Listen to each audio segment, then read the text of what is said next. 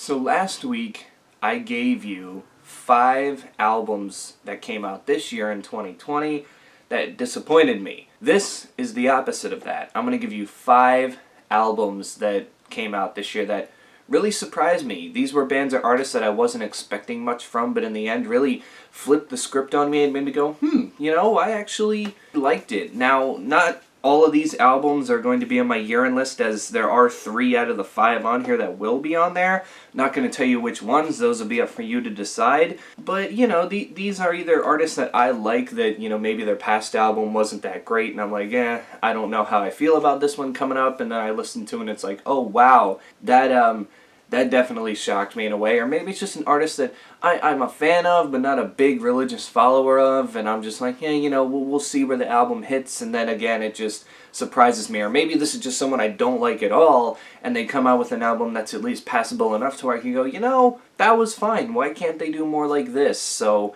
yeah, here is episode 2 of the pre-year-end list. Year-end list. By the way, these are in no particular order, but the first one we're going to talk about is Green Day's Father of All Motherfuckers. This came out in February, and people weren't happy with it for the most part. I mean, I don't really understand. I thought it was fine, and for it being 10 tracks and under 30 minutes, it's not, even if you hate it that much, it's not really going to be obnoxious, because like I said, the longest song on the album is 3 minutes and 40 seconds, and I Was a Teenager is one of the better songs on the album. You also have songs like Sugar Youth, Junkies on a High that I love in the title track. Once you get used to the Billy Joe Armstrong falsetto on that track is actually pretty nice. It's just Green Day trying out something different, and yes, when I heard the first 2 singles specifically, the title track and Fire Ready Aim, I had my doubts for when this album would come out, but then Oh Yeah came out as the 3rd single, and I said, maybe there's going to be some gems on here, I don't know. And for the most part, it's one of those albums where I would probably recommend the deep cuts more than the singles, but trust me, you got to give this thing a couple of listens to really let it sink in, because it's different, but in the end, people are making this sound like this is one of the worst things out there, when really it's not. But I guess that mystery of, did Green Day phone this in to get out of their deal with their current record label, that could have been a thing, but in the end, it still seemed like they tried to make music that they love and appreciate, so it's not that bad. Corey Taylor, the Slipknot and Stone Sour frontman with CMFT. Again, when it came out that he was going to release a solo album, what was supposed to be next year in 2021, with, COVID hitting and quarantine happening, he ended up getting the album finished and released it in, I think it was October, I believe. I'd have to look that up. It's only been out for a couple of months now. It wasn't out in October, it was out before that. And, I had heard the song CMFT and Black Eyes Blue, and I really did like Black Eyes Blue a little bit more than CMFT, or at least it grew on me more than CMFT.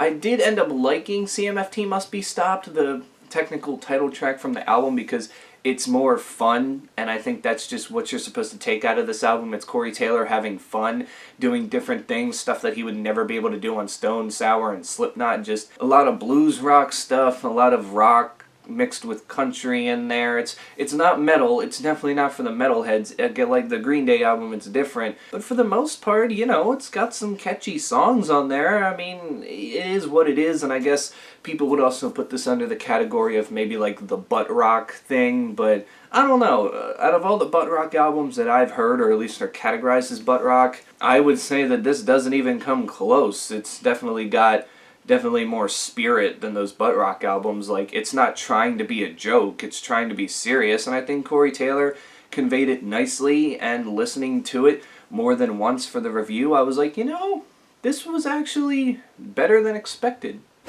Next one is Dua Lipa with Future Nostalgia. Now, the reason I had my doubts with this one is because there's just a lot of pop artists nowadays that have that one big album, especially if it's like their debut album, and then by the sophomore album they fall off again and everybody's like, meh, and then they're forgotten about. That was my worry with Dua Lipa, because I really did love her debut album, and Future Nostalgia came out, I listened to it and said, wow, this is good, if not better, than her debut album, and she avoided the sophomore slump so much that I think she'll be able to carry on for a while. I don't know how long, but she could still be around for the next 5 to 10 years if she keeps up this pace of releasing good album after good album. She's one of those pop artists that is just, it's catchy, it's fun, and it's actually good. It's not like phoning it in for the sake of having a hit single. She actually tries, and she just got nominated for 6 Grammy Awards, so she's gonna win one.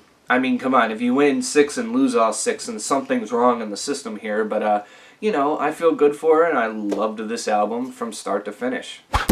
Second to last is All Time Low with Wake Up Sunshine. I mean, their first release under Fueled by Ramen, Last Young Renegade, was disappointing. It left me dying of boredom. There wasn't a lot of intensity in the songs, and when there was, it just wasn't what you would expect from All Time Low. With Wake Up Sunshine, they took a U-turn, went back to what they used to do, basically pulling a Sleeping with Sirens. If you remember, before Sleeping with Sirens released How It Feels to Be Lost last year, their previous release, they kind of still had the pop punk that they were known for and whatnot, but they had done more of a pop type thing, and people were like, oh my god, what is this? And I don't necessarily know how it hit with fans, but then they went back to what they used to do on the next album. This is basically what All Time Low did. I guess they didn't really like the backlash of Last Young Renegade, and they went back to doing what they do best, making good, catchy pop-punk tunes. I mean, Sleeping In, one of my favorite songs this year. I just cannot get enough of it. So their second release under Fueled by Ramen, at least, was a nice little success. I gotta say, it actually did a lot of improvement, because you know what they say, when you sign with Fueled by Ramen, you're destined to become a pop band at some point, but a lot of other bands have avoided that. That's why I'm kind of scared for A Day to Remember, because they're with Fueled by Ramen now, but from what I heard off their new album, the poppiest thing we got is Degenerates, but we'll see in, I think, March when that album comes out. It was either February or March. But yeah, Wake Up Sunshine by All Time Low, definite step back in the right direction, and as long as they just stick with this, they'll be fine for years to come. And last, this is the one artist that I don't like that actually surprised me with something interesting and intriguing this year. Was it one of the best things I heard this year? No, not at all. But this one I can actually see the hype around. Taylor Swift's Folklore, the surprise drop that she just kind of announced the day before that, hey, I'm releasing an album tomorrow, and then all of a sudden still people swarmed to it even without a single and was like, whoa.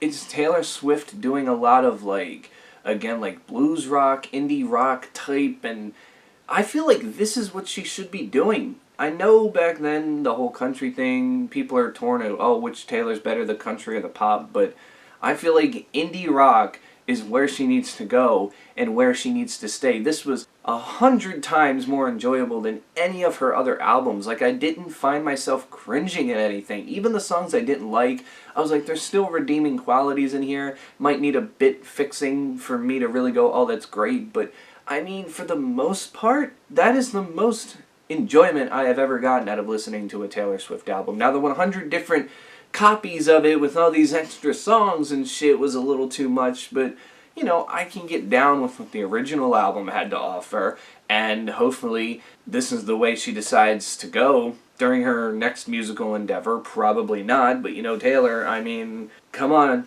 you know, come on. This is what you need to be, and if you keep doing this, you can really, really get on my radar, and I can start enjoying you a lot more. So yeah, that's it. Those were 5 albums in 2020 that surprised me. You can tell me in the comments below, what are some surprising albums to you that came out this year? These don't necessarily have to be your favorite, but maybe it was just an artist that you're not a fan of, that you went and listened to, and you went, wow, this is actually pretty good. I wasn't expecting this. Or, you know, maybe it was you know, just an artist that you love that was coming off a mediocre album or a couple mediocre or bad albums beforehand that really stepped it up and went back to what they, you know, were used to doing, and, you know, you gained interest back in them. So, yeah, that does it for me. Stay safe out there. Wear your mask, and until then, I will catch you all in the next one.